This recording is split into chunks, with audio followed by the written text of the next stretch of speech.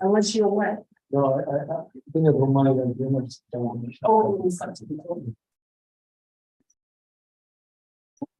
good afternoon, everyone. Welcome to the Committee on the Urban Redevelopment, Renewal and Planning. Today is Wednesday, July the 12th. Madam Clerk, please call the roll. Chairwoman Harris, Present. Vice Chairman Bashara, Present.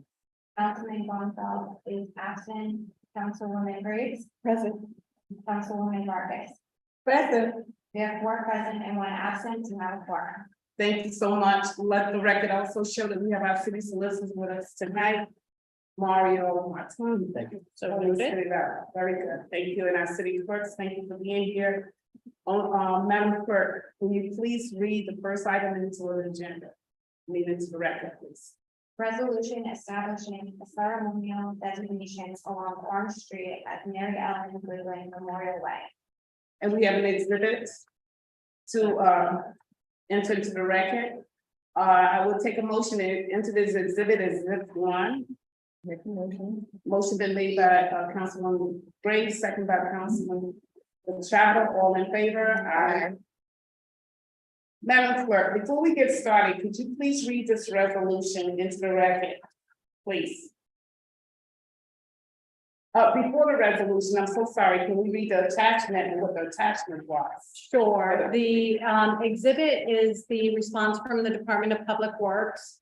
And they state the Department of Public Works Traffic Engineering Division has reviewed the resolution establishing a ceremonial designation along Orange Street as Mary Ellen Goodwin Memorial Way.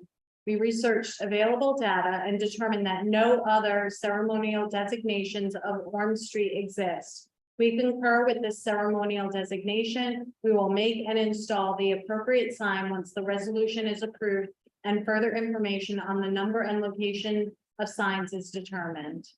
Thank you so much. I want to call on the city solicitor. Is there anything else that we need to listen other than the? No, that should get it done, provided this committee passes that. Thank you so much. Madam Clerk, will you please read the resolution. Whereas born in Providence, Mary Ellen Goodwin was the daughter of the late Senator Thomas N. and Patricia N. Hogan Goodwin. And whereas she attended St. Patrick High School and Rhode Island College, she also worked in the City of Providence Planning and Development Department for over 16 years.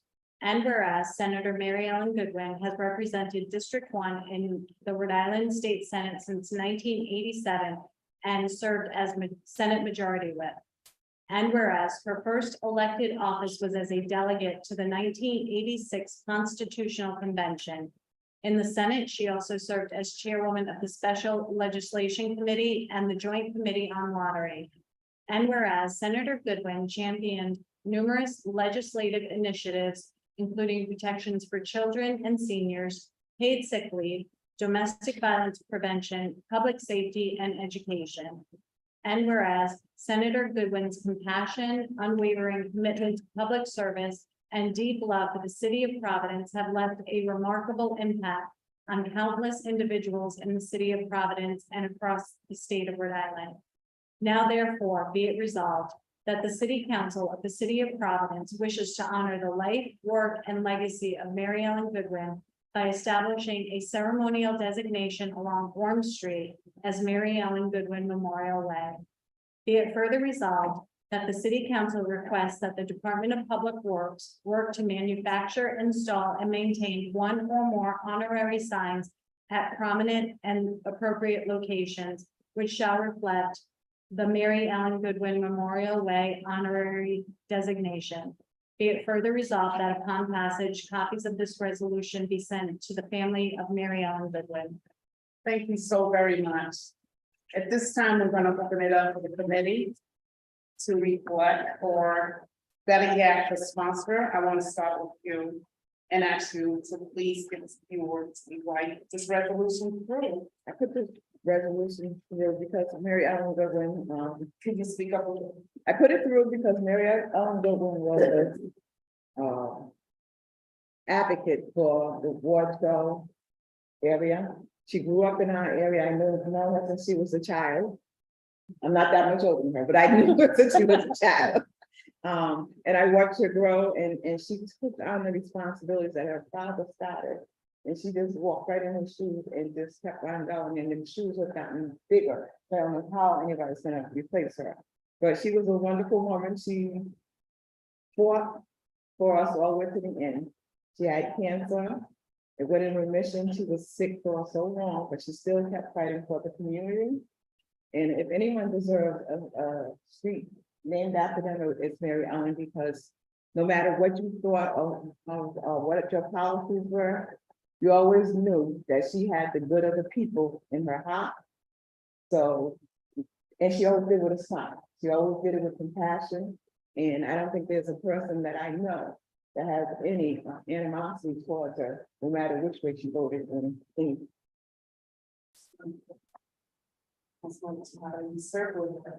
Yes. You have the floor. Sure, thank you. And first thank Councilwoman Grace for putting this forward. I did serve with Senator Goodwin, but deeper than that, had the pleasure of also living in the ward as I moved to Rhode Island during those times, and frequently shopped at their store, corner of Canvas and Smith Street. But beyond that, I got to know Mary Ellen Goodwin as a person and the family, and she was a strong leader, a strong mentor, and a very tremendous symbol for young ladies and young women to be elected the first woman, the youngest woman elected to the Senate in her lifetime. And so her compassion was shown every day, dealing with the complex issues, but also complex senators, whether they were too far to the right or too to the left. And when it came down to voting for marriage equality, she found it in her heart that at the end, love is love, and she was able to vote in that favor. So it showed her heart, and like you said, Councilwoman Graves, no person, she deserves more than that, but commemorating Mary Ellen Goodwin Way is a way to demonstrate that love and also that respect that we have for her. And at the end, she always got her way, and she's getting it today. Councilwoman Vargas. Wow. Mention that name for me, because I've been in the committee for many years in the democracy committee. And she said, please give me a break. I still remember. Somebody else can take in my place because she was the president, so she's very good organized for the committee. So somebody take the place and say, people, no, we need to go back to, the person. So that's the reason. So I know that and she always happy and she always smile for everybody. And that's many. Thank you. She deserves. Yes. Thank you. And then again, I also want to thank Councilwoman Gray for putting this in, because people who have served the city of Providence should be remembered. And bringing this to remembrance of younger generation who was like, who's this lady? And the conversation that we had about her courageous. I got to know her when I was working at DR Direct Action Rights and Equality. And she took on an issue that a lot of the reps did not really take on from the council. From the state perspective. And that was around Ban the Box. Ban the Box was a prison initiative that took the BCI profile out of an application, so that then when they got out of prison, have an opportunity for an interview. She found that to be very fascinating. She started working with the leaders there at there and was hopeful in making sure that passed. So yes, courageousness is what we want to make sure that our generation see in folks who are trailblazers and have one ahead. So again, thank you so very much for this resolution. If there is no further discussion on this, I would like to entertain a motion to pass this to the full council out of this committee. Motion been made by Councilwoman Gray, second by Councilwoman Chatter, Councilwoman Vargas, to pass this from this committee.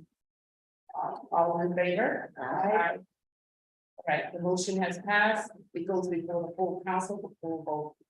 Thank you again. So just to let you know, I will be having to leave this seat at 5 o'clock.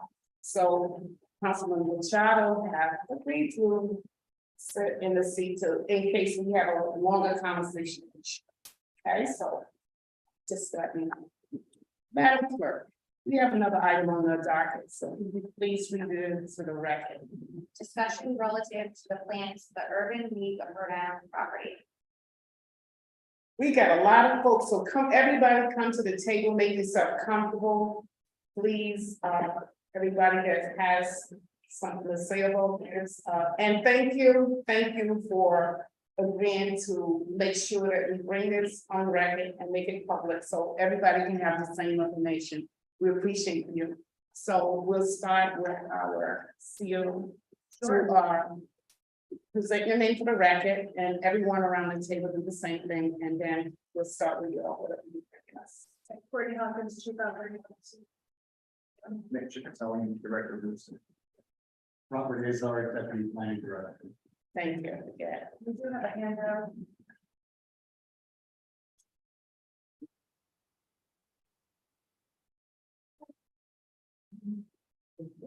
I'm gonna go to the- I'd like to make a motion to enter this handout as exhibit 2.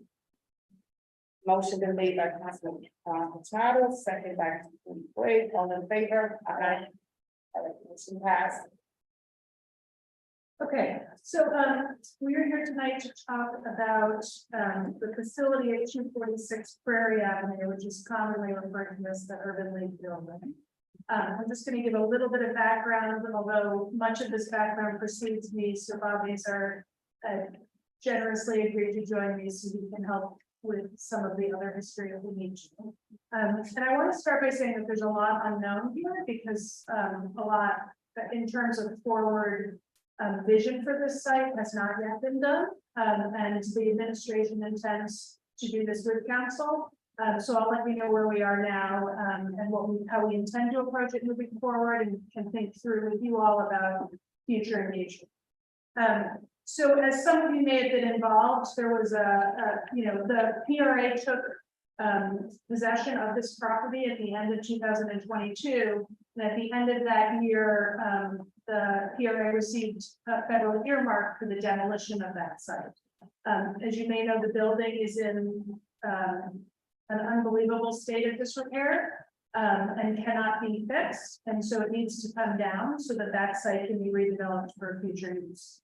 The team has been working through the logistics of setting ourselves up to be able to execute on the demolition of that building. And that's what we've been doing over the past 6 months. And so what we've laid out for you here today is a potential timeline, although there are a lot of variables that we need to move through to be able to get to the point of demolition. So right now, the team is working with the Department of Environmental Management to do the required environmental assessments. In summary, we have to know if there are any hazards on that site before we can make plans for the appropriate mitigation of those hazards as part of the demolition. And so that is the process that is happening right now. Once we understand what the hazards are and what the appropriate mitigation of those hazards would be, we'll work with DEM to get into an agreement for a plan for demolition, while also submitting the required documents to the federal government to be able to access the money that they're going to give the PRA to be able to demolish the building. Once that happens, we'll be able to put an RFP out for a contractor that will handle this and be able to move to that demolition. In order for that all to happen, we do have to relocate the 3 nonprofit agencies that have continued to operate out of that building. There had been, the previous administration's intention, and we have honored that to help them do that.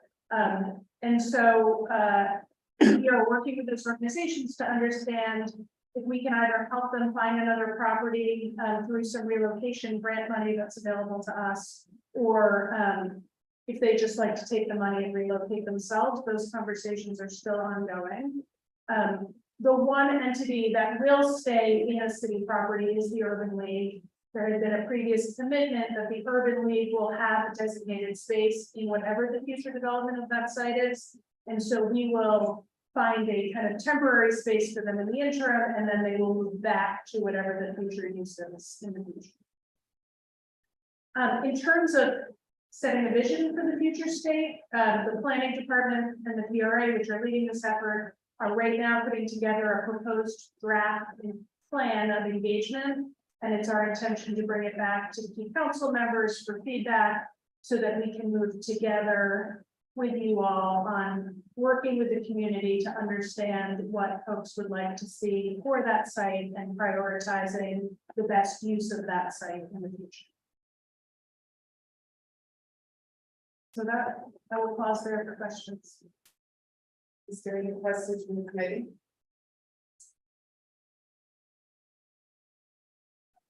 Councilman Machado. Just trying to. Can you do you have any more details in terms of the funds already committed for this project, and is there any history of the abutting neighbors such as the community college of Rhode Island, state of Rhode Island, interested in developing that property? The only funds committed to that project right now, and tell me if I'm wrong, are for the demolition. So as it relates to the future development of that site, we have not had those conversations because it is our intention to engage the community as part of that before we approach different groups. So to your point, that could be an option. As I know, you know, there's also the former Flynn School site, which is kind of on the other side of the community college. And so depending on what happens with that, thinking about how those sites might work together is something else we've been contemplating, but only in internal discussions, not anything constructive. Is there any specific monies that were allocated federally, or I know that there was an announcement as you indicated, Just for the demolition of the building. and how much? Go ahead. It's 1 million total, we believe 800,000 is going to be roughly the number. Can you speak up, please? It's 1 million total, with 800,000 approximately for the demolition itself, and the remainder for engagement. And the remainder for For engagement. engagement program. Is there a time frame in terms of when to get this accomplished by, or else we lose the money, or? Well, there's work in 2022, I think we get to apply by the end of this year, but, you know, it's then demolished next year. I'm sorry, that it was what? This year? So it's a year, it starts in the year mark at the end of last year, 2022, and then you have a year to apply. So we have to apply with the plan, we're waiting for DEM to tell us, what's on site, and then we're in the process also making a narrative to add to that grant application. We expect to apply for the grant by the end of this year. Also, We only so have. so you don't have the money, you just have to apply. The way an earmark works is you get an earmark and then you have to complete all the federal paperwork. It's basically like they tell you you're getting the money, but you have to do all of the federal paperwork to get finally approved. Part of that paperwork is the environmental assessment that we described once in the plan. Once that's done, we submit all that to the feds and then they would issue us. We can't apply in school with only environment.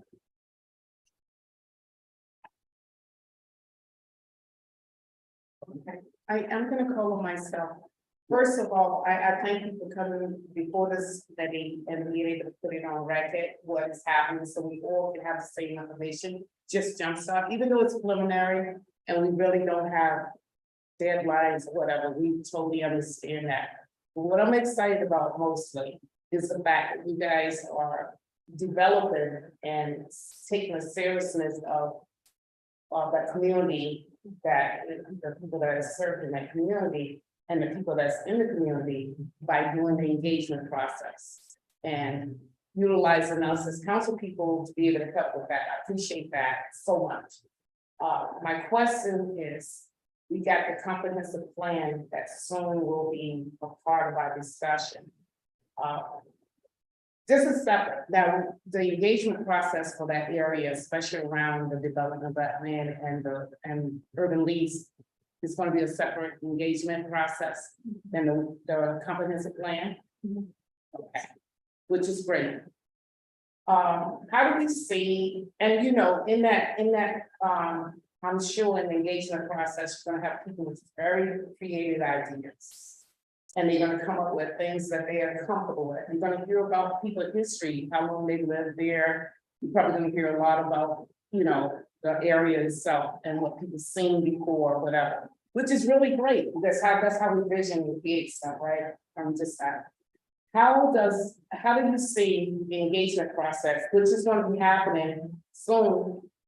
I'm assuming. Within this opportunity where demolition stuff is being taken care of, the environment stuff is being evaluated. Probably there's gonna be engagement. And then we're gonna have the comprehensive plan conversation. How do we take the information and what we learned that night or whatever, and make sure that it's inclusive in the comprehensive plan? Yeah, I'd be happy to Please, speak to that. thank It's an excellent question, because we're talking about sort of two scales of planning. Right, So that's it's right. Sort of, citywide, big picture. Big And picture. then this is hyper local. It's not, it's a site, but it's also a site within a neighborhood. So we do need to think a little bit differently about these things, but they do kind of work in tandem with each other. The comprehensive plan will get at some of the larger issues of how property is zoned. And if, for example, through this community engagement process with Urban League, we decide that the zoning is not right for what we're hoping to achieve, then that will feed into the comprehensive plan and suggest land use and zoning changes for that area. In terms of, what specifically is the goal of the city, specific land uses within that structure, that probably will not be part of the comprehensive plan, but what it would do is feed into the process that the PRA follow when looking for development partners for the site. Because I don't want to prejudge the process. It is the site is in the city's hands, but I think what we envision will ultimately happen is that site will be, we're gonna, because it's so big, it's gonna be so complex, I think, we're gonna need private partners to help us develop the site. So in that case, the redevelopment agency is going to need to put together a request for proposals where coming out of the engagement process, we'll have a good idea of what kind of development we're looking for, and therefore who will be the right partners to join us. So I see the two processes complementing each other, but still remaining the same. Okay, I get that. And what's good about that is that I don't want their energy, their information to get lost anyway. So I'm glad to hear that is really consciousness going into this planning, pre-planning of just the urban league site. Right. Councilwoman Graves. With you on that, I think what we're trying to say is there's a big historical piece that goes to that land. That land's been there for a long time. It's been the heart of South Providence for a long time. I mean, so you're gonna have to really engage with the people that live there. Urban League will give you some of the background, but there's been so many different agencies. And that's one of the key pieces for an African American's point of view, because that's exactly what that was. That was the heart and the soul of it. So I think we're gonna have to be really cautious and really attentive and listen to what that community has to say for that land. When we go looking for partners, we gotta make sure that they are a fit for that. Yeah, and it's why our work together, the engagement plan is so important, because I learned that Councilwoman Harris has helped me to learn a lot about the history, and I know I probably only know a thumbnail of it now, and so even thinking about who are the right partners to facilitate the engagement is right. I am not the right person to do that. We need people who have credibility in the community, who understand the complexity and can help create spaces where people can think about what we want and what we need for that site. It's one of the biggest opportunities for the city also, and so we need to get it right. We need to understand the history, but we also need to create a vision that is going to solve some of our problems. And figuring out how to do that is going to be emotional and challenging and complicated, and we're going to need partners at all steps of the way to be able to do that. And, you know, just going in with that consciousness of what we are, you know, trying to achieve is very important. So I thank you.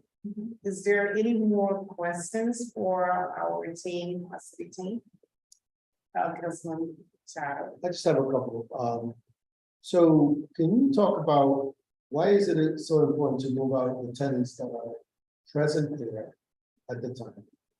Two, is there any environmental issues that are present now that make them that place inhabitable? And sort of, and then also, is there any known issues that the public or their tenants should be concerned of, the BM made us aware of? So on the first part, I would say that we should not have people in that building right now, period. So getting people out is important. There are a lot of safety concerns. We have done our best to mitigate them in the space that is used by the agencies, but it is not a place people should be working or receiving services. And so we've got to move people and get that building locked up. It also, like, because people are operating in it, it limits our ability to secure the site in a way that is safe for the neighborhood. And so we need to get people out, lock that space down, and keep that space safe while we work on the demolition plan. As it relates to our awareness around environmental concerns.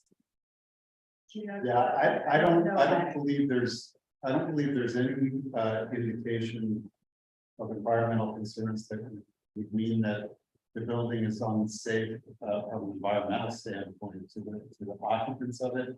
We do know that there are certain areas of the building that are closed and sealed off that have significant issues with mold. The issues that relate to the current tenant areas are more about the fact that the roof leaks and the mechanical systems aren't working properly. So it's really not terribly inhabitable right now. I think that's the main urgency that we're facing. Yeah, one question. Well, right now, PRA is responsible for everything that's going on financially there, right? Heat, everything else, so we understand that, you just said it so well, that a lot of these things are beginning to break down because of the condition of the building. We will have people someplace else before the winter, because I'm assuming PRA will not physically spend any more money on the building as far as, you know, keeping it. Yes, that's correct.